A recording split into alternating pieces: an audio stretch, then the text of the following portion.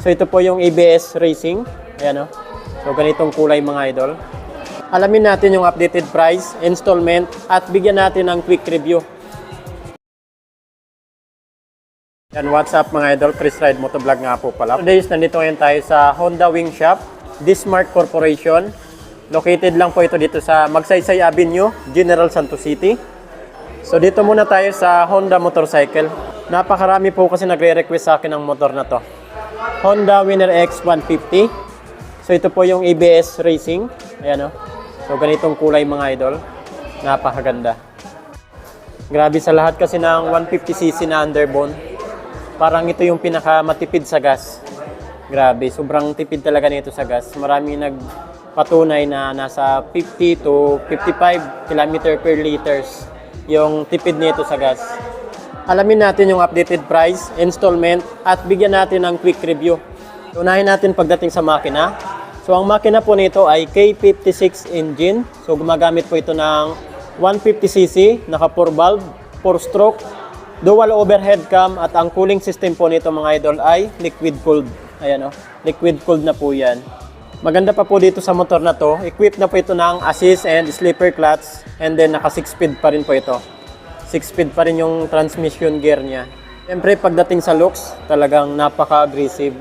Then yung decals niya tapos yung kulay, talagang napakaganda.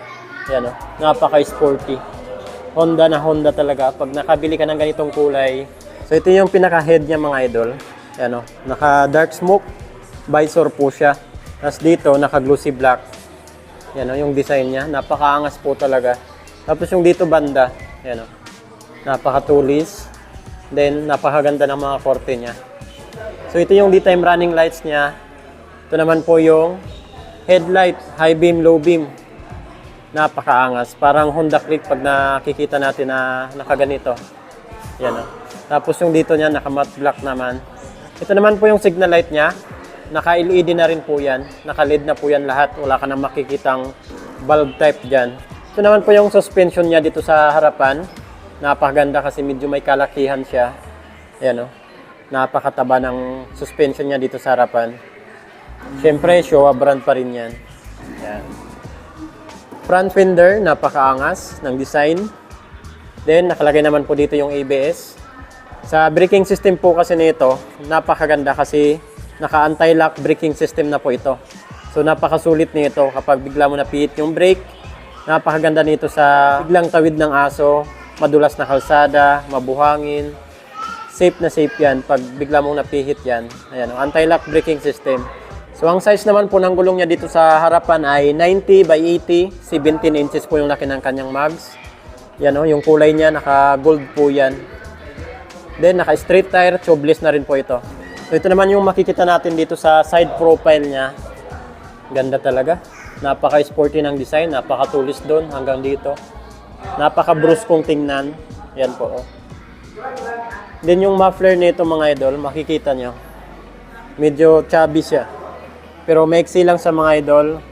May heat guard po sa na plastic. Dito naman matte black. Plastic po ito. Ayan o. So dito naman po tayo sa tail light at brake light niya. So ito yung grab bar niya. Oh. Parang sungay dito sa likod. Magkahiwalay po talaga. Then napakatulis ng tabas niya mga idol. Tail light at brake light. Yan, naka-LED po yan. Naka-LED. Then flare lens naman yung ginamit dito. Signal light naman. Yan o. Naka-LED po yan lahat. Ganda rin ang design ng back fender niya. Dito napakalapad. Reflectorize sa dito. Dito yung lagay natin ng plate. Braking system naman po nito sa likuran. Gumagamit pa rin po ito ng single pot piston caliper, hydraulic disc brake. Yan yung design niya mga idol. Oh. Then sa mags naman po nito. Dito naman po sa gulong niya dito sa likuran ay size naman po nito ay 120 by 70. 17 inches yung laki ng kanyang mags. Then ito naman po yung design ng kanyang tire. Tubeless, ay street tire. Palalim po yung dito niya.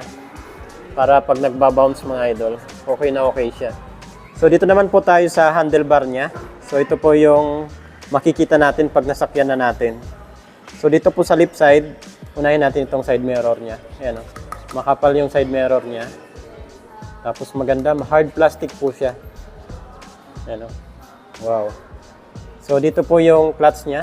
Sa clutch na ito, na-adjust naman po ito. Yan, medyo malayo kasi yung agwat. Yan. High beam, low beam na switch with fast light. Ayan o. Meron po siyang passing light. Horn, turn signal light. Sa right side naman, electric start. So wala na rin po pala itong kickstart assist. Yan naman kasi yung mga bagong labas ngayon, wala nang kickstart assist. Pero makikita naman natin yung volt ng ating battery. Instrument panel gauge, ganito po yung design niya. Paras po sa CBR. So dito po kayo magse-set and select. So dito banda, naka-glossy black naman po dito. Ito yung logo ng Honda. Then maganda pa po dito sa ignition niya. Yan o, keyless na po yan. And dito naman po tayo nagbubukas ng ating upuan para makapagpagas tayo. Yan, dito po yung gas tank niya sa loob. Ganda po dito, meron po na po siyang abang na USB type charging port. Pwede na po kayo mag-charge ng cellphone. So maglalagay pa kayo dito ng cellphone holder. Ito yung nagustuhan ko dito banda o. Napakaangas din. So glossy black po dito. Tapos may decals po sa na white tsaka blue. Ayan yung makikita natin. So ito naman po yung upuan niya. Maganda kasi naka-two-tone po ito. And dito, plain na magaspang. Dito naman, meron po siyang paganito. Hindi basta-basta dudulas dito yung puwet niyo. So dumako naman po tayo sa price saka installment update nila dito. So dito pa rin tayo nag-inquire sa Dismark Motorcycle Sales and Service. Ayan o. Dito po yan sa Magsaysay Avenue, General Santos City. Maganda mga idol. Dating 130 plus yung presyo niya. Ngayon, 115,500 pesos na lang. Ito na po yung cash price nila dito. 115,500 pesos. Kukuha po kayo ng hulugan sa installment. Magda-down po kayo ng 9,900 pesos. So yan na po yung down payment niya, 9,900 pesos. Then sa 6 months, 20,785. 1 year, 12 months, 11,240.